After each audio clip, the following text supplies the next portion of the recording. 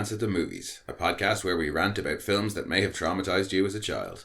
I'm one of your hosts and jack of all trades, Mono, and not listening to a fucking word of what she's told is my co-host and master of none, Kira. Never have, never will. Wait, that's the truth. And not just for the sake of pretending to be Fievel. No. He is a little shit, though. Good God, child. Like, just stop. Yeah, I mean, I was... If there was ever a child that needed to be eating. Yes. That child needs beating. And it's 1885, so it's okay to beat that child. Yeah, those parents are way too lenient. Like, he's not even, like, grounded. Mama Meskowitz is stern and all, but she talks the talk, but she doesn't walk the walk. She doesn't even do disappointed face. No. No. He's lucky they're Papa Russian. does a bit. Yeah. Well, yeah, they are Russian. She should really be like... Yeah, because if that was an Irish mammy, the movie would have taken a very different turn. As we discussed last week, yeah. After the first scene of him running off to, like, scare off the cats. Oh my God, he would have been beaten. To within an inch of his life. And then the movie would have been over. They would have moved to America and that would have been that. Yeah, and he wouldn't have moved an inch from her. But yeah, no, I couldn't get over it. Obviously, it had been a long time since I watched this film. And it was mostly the second film that I remember. Yeah, I think I've kind of mushed the two together because I thought Tiger was in it for a lot more. That's what I was expecting, was that I was going to have mushed the two together, but I really just forgot most of this film. All I remembered, apparently, was Gussie Meisheimer and Tiger, and like you, thought Tiger was in it for a lot longer. Oh, and the crazy cockroach. No, forgot him. No, I was like, yeah, the cockroach that lives in the pocket. Forgot Warranty Rat. The busty pigeons. Definitely forgot about the busty pigeons. And Henri. But no, it was fun. It was definitely fun to revisit it. Yeah, it does. You were saying when we were watching it, you kind of got the feeling like Steven Spielberg saw The Secret of Nim and went, let's make that, but a little bit different, but that. Well, it was more, I got the feeling he was like, I could make that, but better. I'm just going to go and get the original crew. Yeah, I'll get onto that a bit later, perhaps. But yeah, I did kind of get the feeling that it was a little bit of a Secret of Nim rip-off in some ways. Yeah. But I suppose you've got Don Bluth directing it, so is it really a rip-off? No, and a lot of his animation techniques that he developed are used in it. Like that, you do get to see them in moments. I do find it bizarre that The Great Mouse of Minsk is animated really differently. That's not just me then. No, because there is a couple of bits earlier in it, kind of around Orphan Alley, where that animation style starts to creep in. I have to say, I only noticed it in The Great Mouse of Minsk. It's really obvious in The Great Mouse of Minsk. But I thought maybe it was an intentional effect to make it look that bit more monstrous. Yeah, because it does that, work. That would have been frightening to me as a child. Yeah, because the rest of them are very kind of bubbly cartoony. Like, they're very rotund. Perhaps more cartoony than any of the rest of the ones we've done. No, they very much are. Even compared to, like, The Land Before Time. These are very cartoony. It's been so long since I've seen The Land Before Time. But, yeah, this was definitely the most cartoony of the ones we've done. Yeah, it was kind of like you could almost see the plushies that they were going to market. Yeah.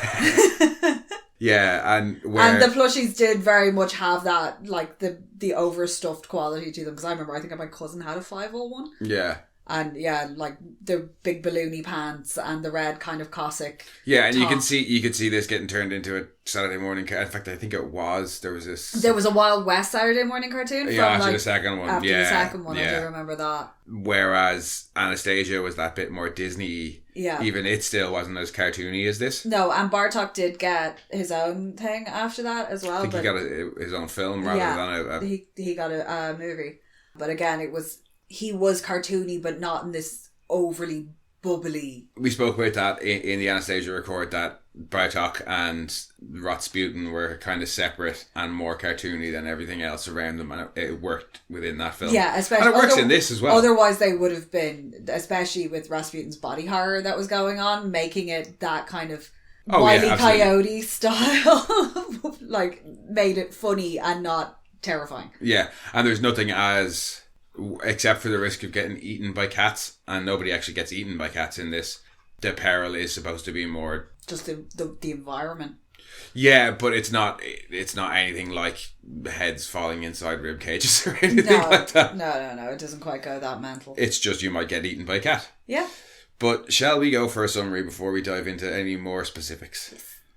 When their village is attacked by Cossack cats, and their home burned down, the Meskowitz family decide to move to America, the land of the cat-free. But on the voyage by ship to America, Fievel continues a lifelong trend of being an absolute little shit and runs on deck during a storm, only to get swept out to sea like he deserves. For some reason, the rest of the family treats this as a terrible tragedy instead of a lucky break, and their arrival in America isn't the joyous occasion they hoped for. Meanwhile, the little shit has survived and gets to go on an adventure meeting posh pigeons, orphans, the political mouse elite, a cat in rat's clothing, more orphans, and one very awesome cat, before finally reuniting with his family. The little ingrate. Yeah, and a lot of the time they're in the same location. I do like that they just keep missing each other. They're constantly ships in the night. Yeah. Yeah. Like, especially at the Wowie. At the Wowie. At the Wowie. We must have a Wowie. So, you know the way I was like, Dom DeLuise goes a long way towards me enjoying this film. Madeline Kahn. And like, it's Madeline Kahn. It was Hank Azaria and Anastasia and then Dom DeLuise again. And this episode I had Dom DeLuise and Madeline Kahn. Doing a kind of drunker, richer Lily Von Stupp. Yeah, it's like a posh, it's like Lily Von Stupp made it in America. Yeah. And now she's the nouveau rich. But a little bit boozy as well. I would say less boozy than Lily Von Stupp. I do love how she slaps that police mouse with the fan when he's watching the feather on her. That's Honest John she slaps. Oh, good old Honest John. But yeah, go see Mouseheimer. Oh. And her Wowie. Her Wowie. We must have a Wowie. Yes, we must. Also, her riding breeches with the boots and the whip outfit at the end when she slaps the shit out of that cat. Yes. Can't believe I'm whiting a free wine. A free wine? She comes prepared. I love her. Oh, she's great. And of course, Dom DeLuise as Tiger. And his tiny t-shirt. To me, it's the Dom DeLuise animated character is Tiger. Tiger, yeah. And every other one is just like... Yeah, no, Jeremy, obviously for me it's Jeremy because that's the one that I saw first. And then probably him in the Muppet movie when he's thin. Because I was who is that? And then you get the voice and you're like, oh, because obviously... and let's not forget when he was Kusala Goopa Goop in Dexter's Lab. Yes. But yeah, no, Dom and Madeline went a lot... well, no, I did enjoy rewatching this. Yeah. But yeah, they definitely helped. They did. I will say though, I feel that all the side characters are like better developed in this than like your main villain. You kind of don't care about Warren T. Rat at all. No, I love his name. Yes. I do love his name. I love the con that he's running. I'm less fond of the con that he's running and more fond of his tendency to misquote Shakespeare. Oh, yeah. Oh, God, it's painful. It's so bad. I do like that addition. Yeah, he's got a touch of Top Cat about him. Kinda, yeah. Yeah, he's got or trying to be. He's got it, yeah, he's not He's quite... a try-hard Top Cat. Yeah, he's not the full-blown charming Top Cat. Oh, no. What was Top Cat's little mate that was kind of, like, scarily aggressive? Don't you say a bad word about Benny. Oh. Yeah, like, Benny will fucking cut you. Only in Harvey Birdman. Otherwise, Benny was okay. He's kind of like if Benny made it. No, don't say a bad word about Benny. Okay. All right, I won't go near Benny. Benny's the man. I like the fact that one of the orphan mice is a prototype killer. Yeah, that was weird. And he has the same body shape and everything. He just looks like potato sack. He's literally a young mouse killer instead of a dog. Yeah. Like he is in All Dogs Go to Heaven. Otherwise, he's the exact same character. Oh, he doesn't have the spiky collar, but otherwise, he is absolutely the same character. Because there's a character when they're boarding the ship in Hamburg. Also, that's a really long way for little mice to walk. It's not so much that it's a really... Well, hang on. The rope or from Russia to Hamburg? From, like, presumably St. Petersburg or whatever. Well, anywhere in Russia. Even if it was right on the fucking border to Hamburg, that's a long walk for a mouse. Yeah, for a mouse, it's an incredibly long walk. They skip over a lot because Bridget also says that her mum or both her parents got eaten by cats 2 years ago, and I'm like, you should be dead. Mice don't live that long. But generally about 2 years tops. Yeah, exactly. But we'll gloss over that sort of stuff. They somehow make it to Hamburg. My issue wasn't the length of the rope. It was how did none of the people on that boat see this like fucking march of mice coming up the rope? Then we had a little Oompa band. Exactly. They had a Oompa band. I do love me a good Oompa band. Not gonna lie. I liked the Oompa band. I preferred the useless kazoo mice later on in the film. Yes, no, but I was just in general terms, nice summer's day, bottle of Jägermeister, Oompa band, happy out. Yes. But Parade of Mice, kind of weird. Fievel It's the questions. The fucking questions. Also, dude, you've been there for a while, presumably waiting to get onto the ship. You've seen the water. Why didn't you ask then? Oh, as we wrote it down, I kept count of the number of times Fievel was a shit. And when he's on the rope, he's a shit like 3 times in short order. Pissing off everybody behind him and the seagulls. Yeah, I was going to say, even the seagulls. And who have no stake in the matter whatsoever. No, and seagulls will eat mice. Seagulls will eat anything. Yeah, if they can get it in their mouth. It's pretty the same much with pelicans. Yeah, no, annoying little shit. Then on the boat is an annoying little shit. Well, I mean, we can do the movie through the times Fievel was a little shit if you'd like. Peak little shittiness was when he was like, I'm going to go get my hat, and then flings it up the stairs. That's Fievel is a shit number 4. So we'll start. Well, there was the herring. Fievel's very first instance of being a shit is immediately when he's like, give me presents on Hanukkah. Yeah. And then he gets his present and he's like, this is shit, this hat's too big for me. Number 2 is going out after the cats with the pan. the cat, they almost immediately get attacked by cats. Yeah. And he runs out with pots and pans to scare them off. The Cossack cats are fucking brilliant. When they're both tunneling through the snow and the little hat is riding on the top like a train. Yeah. That's brilliant. I love that. I love that they all sound like dragon. Well, I was going to say, that was where you called it, because as we were watching it the first time, you were like, those cats sound like dragon. And they look like dragon too. And they have that like frenzy that he had as well. And it really works in this because there's like shit on fire and there's people running and there's guys on horses. And then lower down, you've got this massive battle between mice fleeing for their lives and these cats in fur coats with little cute little hats on.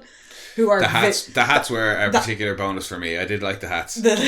But no, they were before I forget, they were actually the same growls as Dragon from The Secret of NIMH. And there's something about those growls you're like, ah. So that's Fievel's second instance of being a shit. Yeah. Their houses get burned down and they make their way to Hamburg somehow. And Fievel is a shit when they're trying to get on the boat because he stops like 3 or 4 times. Yeah. Then they're on the ship and he's the biggest shit. Well, he tries to be a shit because he tries to run away after they have their little chat about herring. Yeah. But he just accidentally ends up running home. Yeah. I don't think that was his intention. He wants to run outside. Yeah. And then there's a massive storm and everybody's like, oh, Jesus, guys. Not before we get some shitty accents, though. Oh, with the song of there being no cats in America, which is the first great lie. Well, I like that they constantly draw this parallel of the fable and the myth of America and have it for mice. That you've got, the streets are paved with cheese and there's no cats in America. And most important of all, like the American dream, it is an absolute lie. That is the whiplashiest song because, like, you've got the little Italian mouse. It's verse of tragedy, chorus of upbeat singing, verse of tragedy, chorus of upbeat singing. Now, thankfully, they leave the Irish dirge to the end because that one brings you fucking down. Is that the last one? I thought the last one was the Sicilian mouse giving out about the cat mafia. No, that's the first one. When his mom got eaten by the Don cat. Yeah. And I'm just going to assume also a bad accent. Yeah. I don't know that many Spanish people or Sicilians. But yeah, that's followed swiftly by Fievel's biggest instance of being a shit when he wants to go out in a storm and look at the fish and he's like getting called by his parents and he's like, oh, I have to go find my hat, and then flings his hat out the door. He flings it up the stairs. Yeah. And he's like, oh, I have to go get it. And everyone's like, come back. Like everything, fucking horrendous storm. Yeah. And I love the wave demons. Oh, the big wave demons are cool. Oh. That was supposed to be a bigger sequence, but Steven Spielberg was like, no, that's too scary. No, I do. That's one of the bits I always remember when I was a kid. And I get horrendously seasick as well. So you don't hire Don Bluth and be like, oh, that's too traumatizing. Shut the fuck up, Steven Spielberg. Or was Sharptooth killing Littlefoot's mom just a bit too much for him? Was this before? I don't know. I can't remember. I don't know. This was 86. I think Land Before Time. I definitely don't know when Land Before Time was. I think this was 86. But yeah, the family make it to Ellis Island. 88 was Land Before Time. Oh, right. So no. Fievel ends up in a bottle and then meets Henri. Yeah, I like the way they kind of sterilised Ellis Island there and made it not a pit of despair. Well, how realistic do you want it to be? Yeah, true. Oh yeah, and he washes up on whatever the island is that the Statue of Liberty is on. Liberty Island? I don't know. But yeah, no. I only know where it is from GTA. Well, no, I pissed myself laughing because after saying in the Secret of NIMH record, you were saying about the girl crow's hair being up in a very 80s top of the head ponytail thing. Yeah, her pineapple. And I was like, oh yeah, that's how you know she's a girl, because if it was made, more recent, they'd have just been like, put some tits on that bird. And then... Like Lola Bunny in Space Jam. Well, like so many things. The Cadbury's Caramel Bunny doesn't have boobs, but she is very sexy in a really weird way. There's nothing weird about it. No. Cadbury's Caramel Bunny would get it.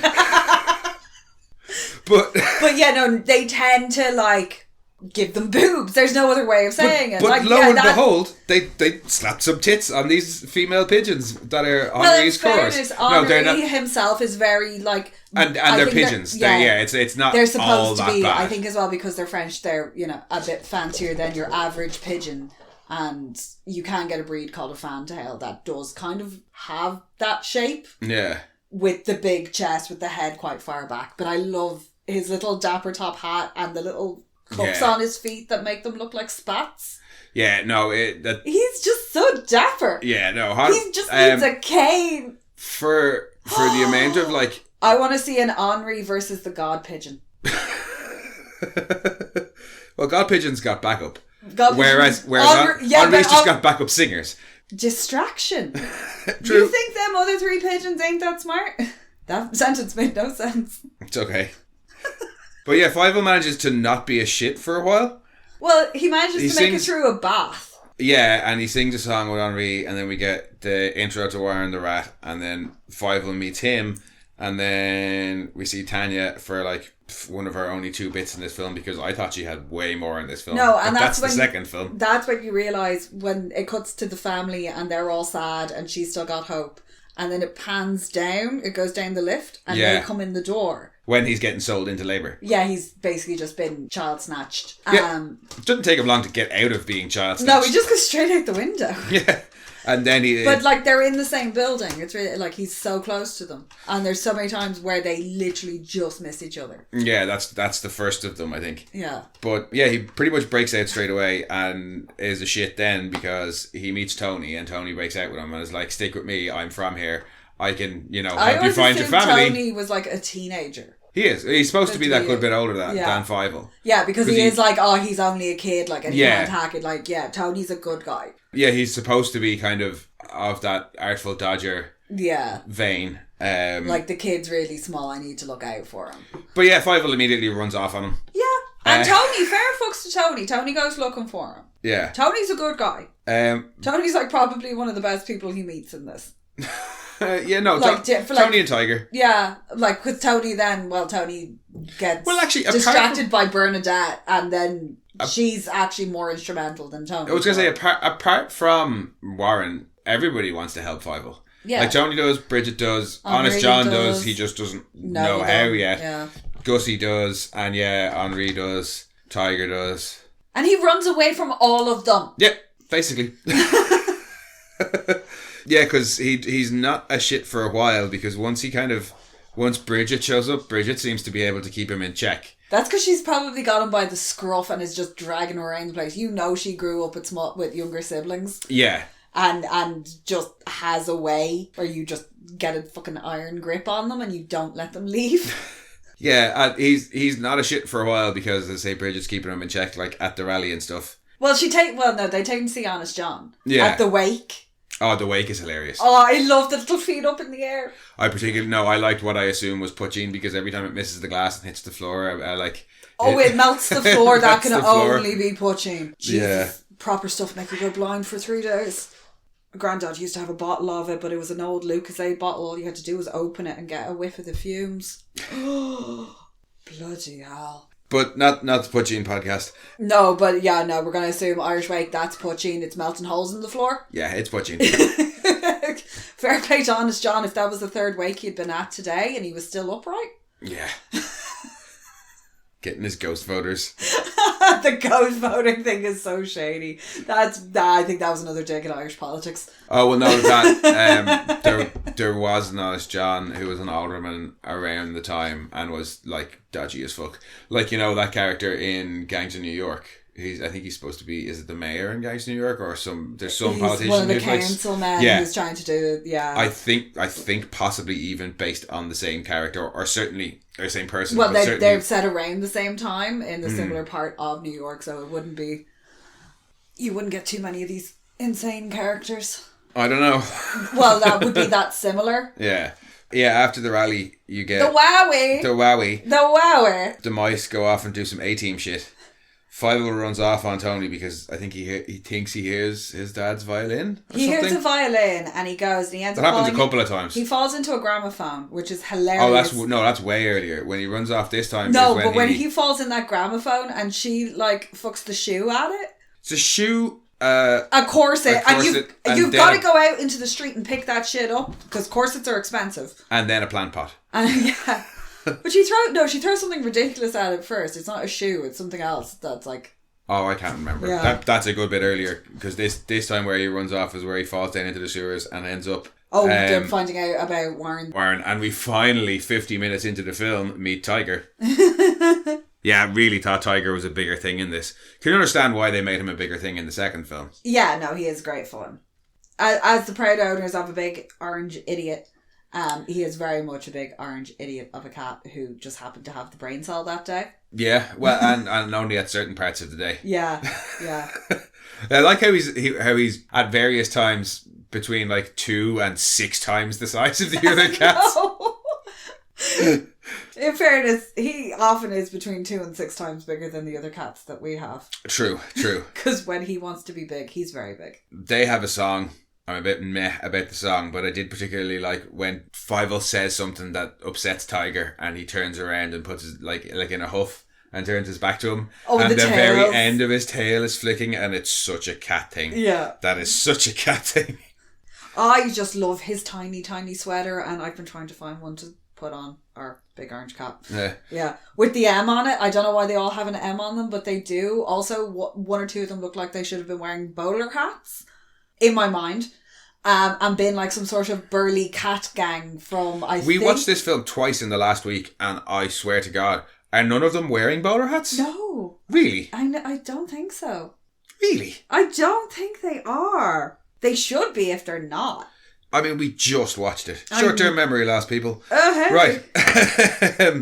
After their song, Fievel breaks out and is unintentionally a shit and ruins 2 plans at once. Oh, yeah, because if he hadn't been such a little fucking showbouter, he wouldn't have gotten caught again.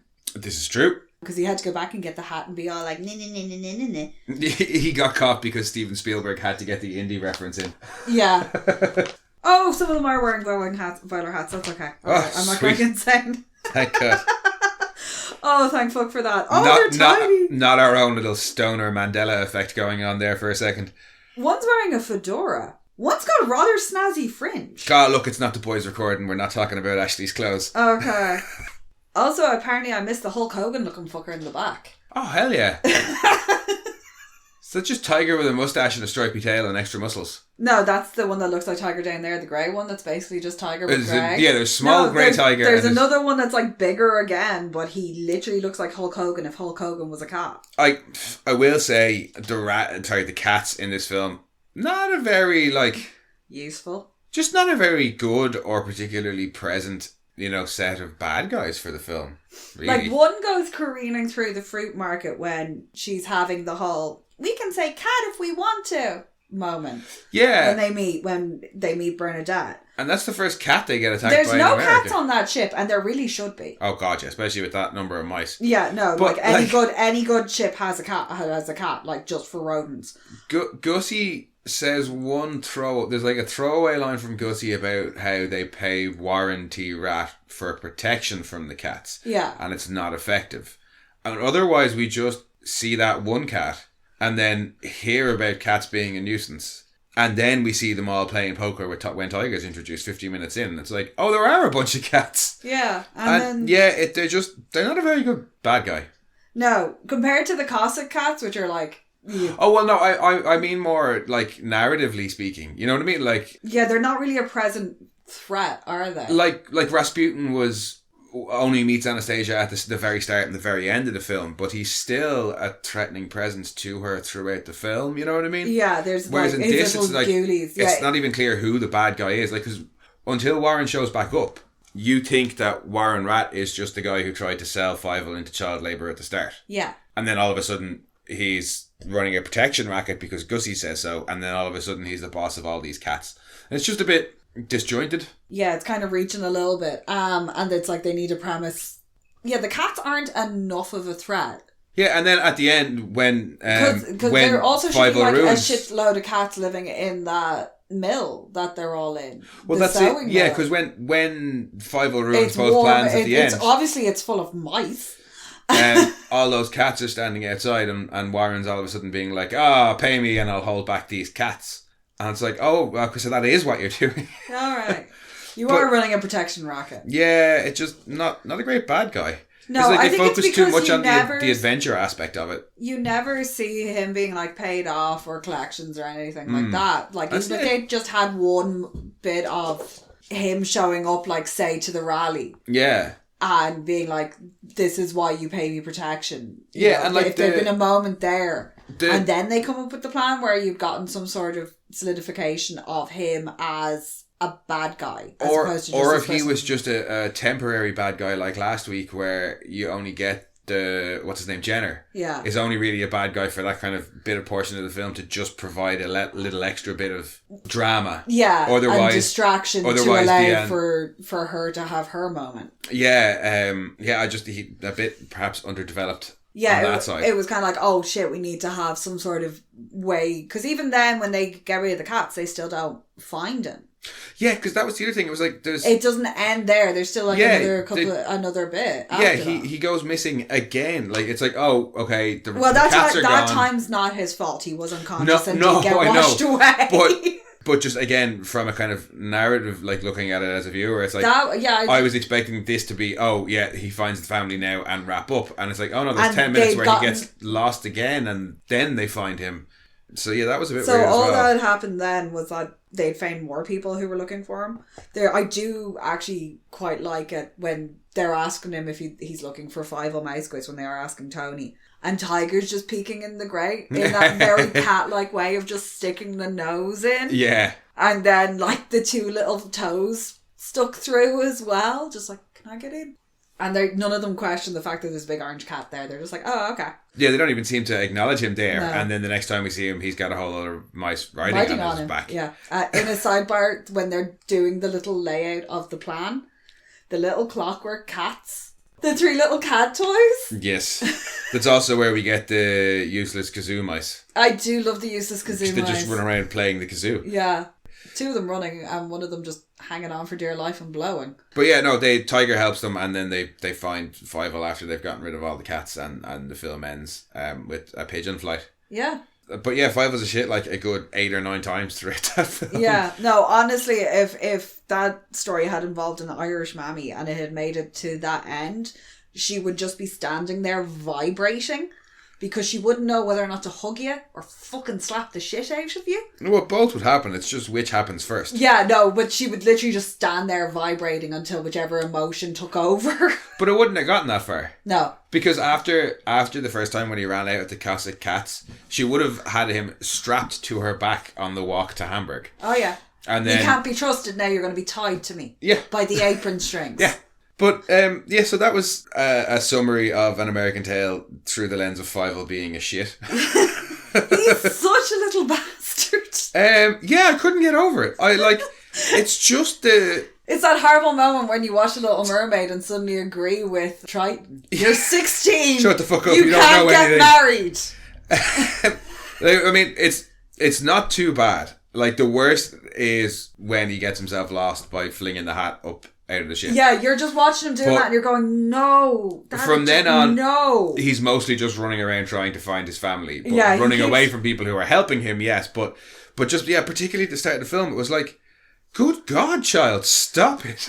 Like, you've just been in a terrifying event and nearly eaten by a cat, endured a trek cross country to here. Now you're on a ship that's quite treacherous in really bad weather, being made to eat herring fucking 3 times a day because it was breakfast herring, lunch herring, and just dinner herring.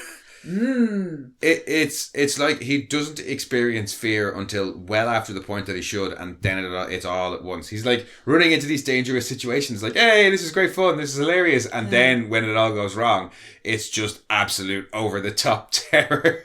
I do actually like his little huff when he's in Orphan Alley and he's like, I don't care. I don't need them. I can find my... Oh, yeah. And he's They haven't been looking for me, so why should I keep looking for them?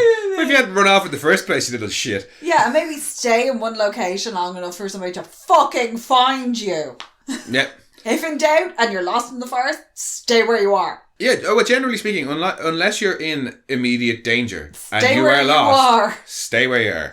Keep running off with these fucking nefarious ne'er-do-wells. Well, no, like I said, he's lucky because the only person who wants to do harm towards him is Warren T. Rat. Yeah. Everybody else wants to help him. Why, I don't know. Yeah. But we are lucky in that Philip Glasser did such a good job of playing Fievel that we don't absolutely hate him. No. Because when Fievel is sweet and charming, he is sweet and charming, and it's hard not to love Fievel. Yeah, no, because it is, like, Philip Glasser was only, I think... He was only 6 or 7. Himself, yeah. And it comes across... There, you can't fake that. Yeah. Like, little kid energy, and it just, it does come across, and when he's really sad, like, it is a little snotty kid crying. Yeah.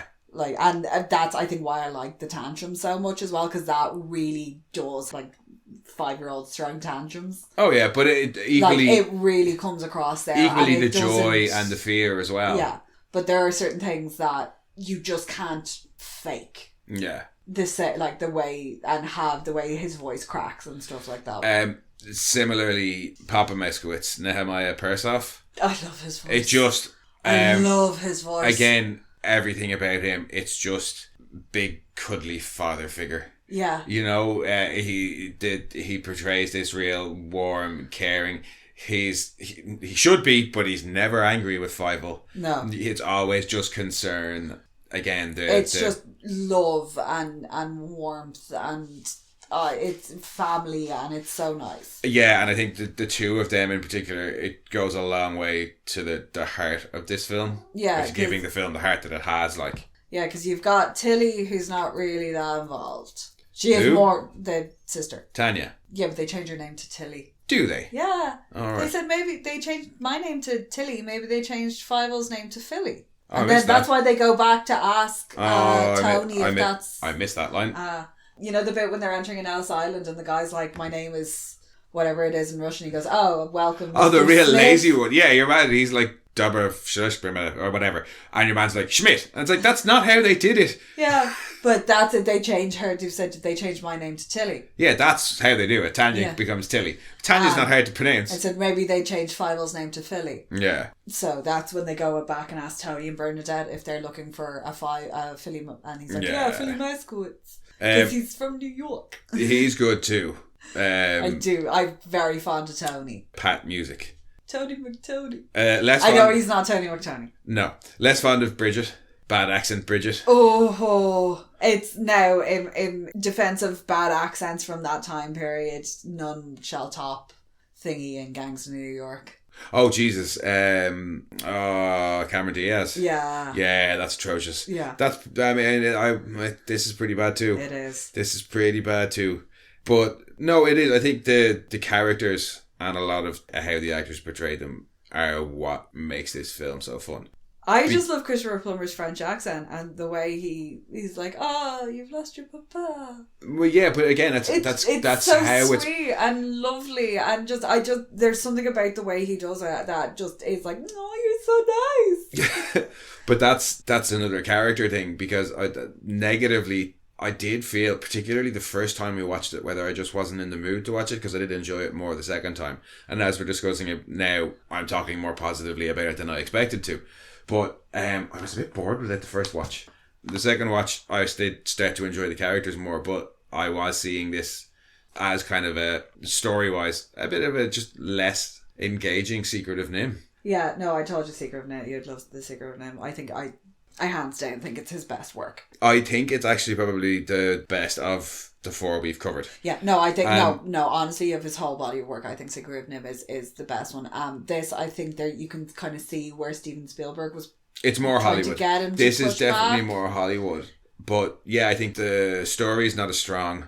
The animation definitely isn't as strong. As you said, it's just that. It's fine. It's more cartoony. Yeah. But there was nothing in it that grabbed me in the same way as the use of the rotoscoping in Anastasia, or all the attention to detail last week in The Secret of Nim with all the sparkles and everything that they painstakingly put into it. Yeah. That, yeah, the characters were what I got the most out of this. Yeah, no, this one, you can kind of see where they were trying to make it more marketable because it was Steven Spielberg attached. And I mean, arguably it's bigger than any of the other ones we've done. Yeah. And then the second, like Fievel Goes West, would probably be one of the more successful ones. And Don Bluth had nothing to do with that. That was just Spielberg on his own. The same with All the Land Before Times. Was it Ambler Animation? Yeah, it was Amblin Entertainment, and then it became Amblimation, I think. Amblimation. I mean... Sounds like a medication. Some awkward to pronounce word. Yeah. But I mean, no, I did... That's not to say I didn't enjoy it. I did. The first time I was a little bit kind of bored, but I think maybe I just wasn't in the right mood to watch it, because I did enjoy it a good bit more the second time. Also, all the songs were at the start and you were just like, oh God, songs! Well, I mean, because you got... The No Cat song, meh, fine. The Henri and the Pigeons song. The Never Say Never song, I liked Henri, so that was fine. Also, why were those lady pigeons wearing those little skirty things? Because it was weird. Can. I don't know. They should have just had them wearing their feet like little bloomers. I did quite like the way. Well, and then there's only 4 songs. So there's the No Cat song, there's the Never Say Never song, then there's Somewhere Out There. And in the film, that's relatively short. And thankfully so, because they had those little kids sing it. And good God, it's painful. Yeah. Though not as painful as the... If you get Linda Ronstadt to do something, why would you do that to it? Because it was the 80s. Ugh. And oh boy, is it 80s. Ugh. And then the other song was the We're a Duo song.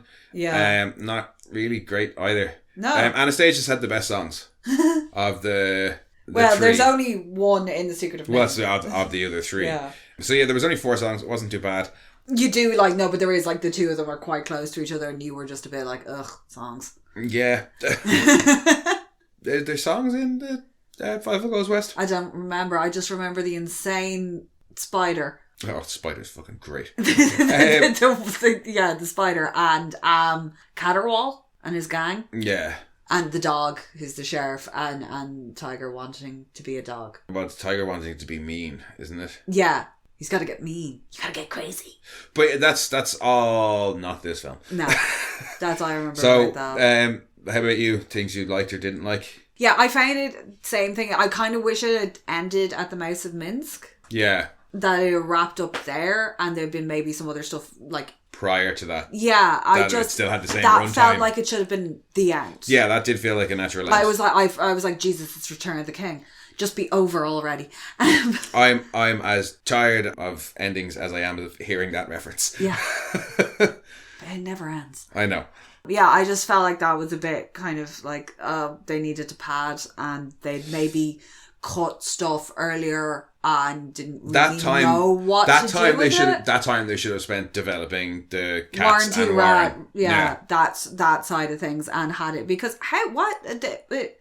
them mice made that massive fucking thing and set fire to this whole the cat set fire to this museum of oddities.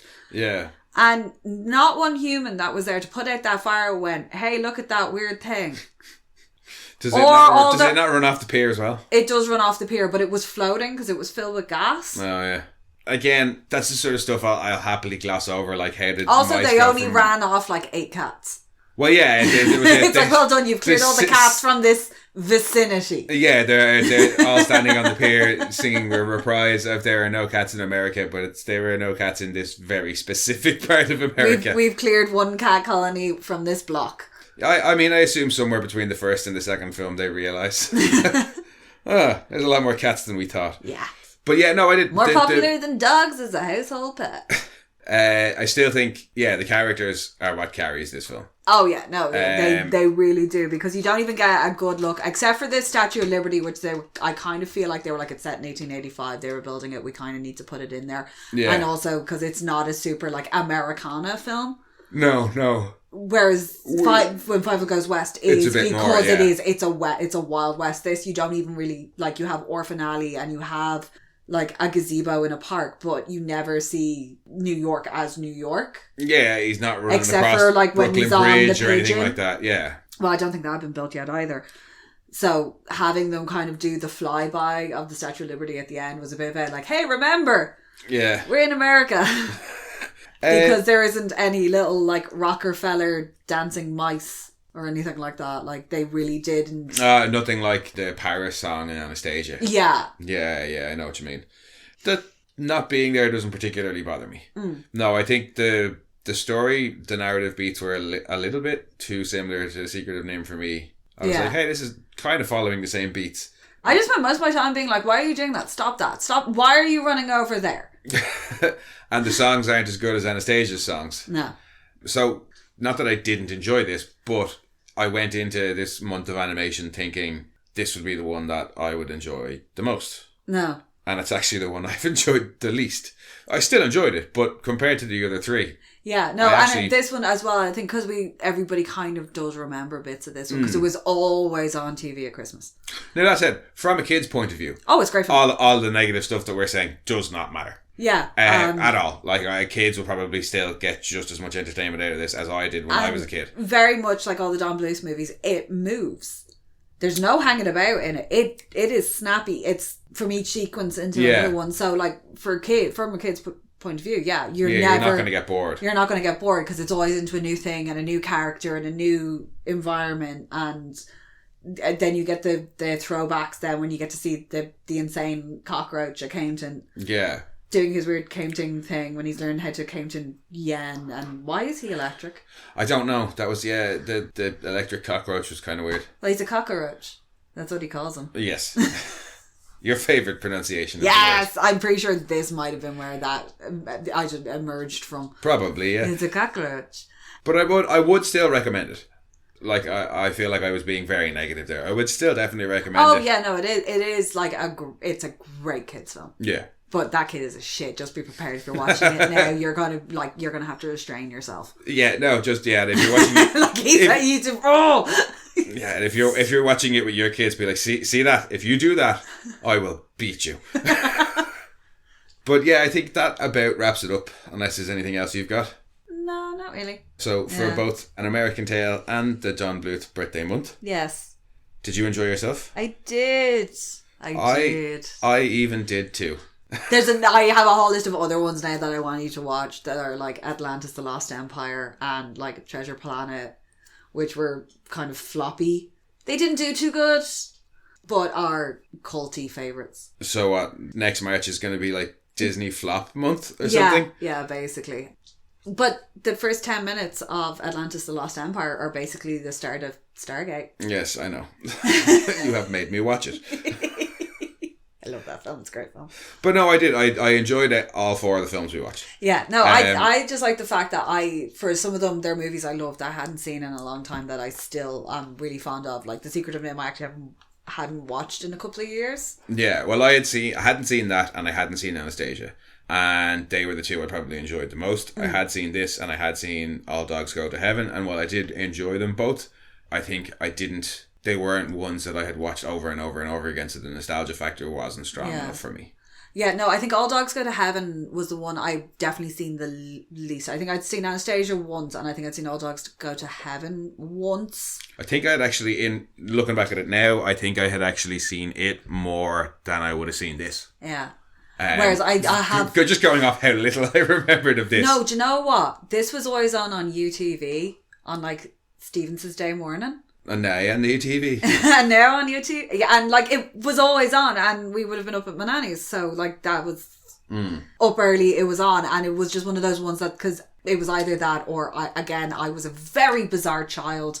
I watched the Royal Academy Christmas lectures. I think so if they weren't on, it was generally An American Tale.